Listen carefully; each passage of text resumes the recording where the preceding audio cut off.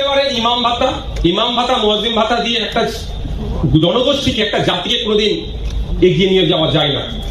ঠিক একইভাবে আদিবাসী সমাজের ক্ষেত্রে যদি দেখা যায়, তাহলে বলতে পারে কোন একটা তাদের ধর্মীয় অনুষ্ঠানে গিয়ে তাদের সাথে একটু নৃত্য পরিবেশন করে দিলাম, ওটাই নাকি আদিবাসীদের উন্নয়ন হয়ে যায়। কিন্তু সিক্স শিডিউলের ব্যাপারে যে রাইট আছে আদিবাসীদের, সেটা নিয়ে যখনই প্রশ্ন করা হয়, সেটা নিয়ে যখনই চর্চা করতে চাই, সে বিধানসভার মধ্যে হোক আর বিধানসভার বাইরে হোক, আমাদেরকে আটকে দেওয়ার চেষ্টা করা হয়।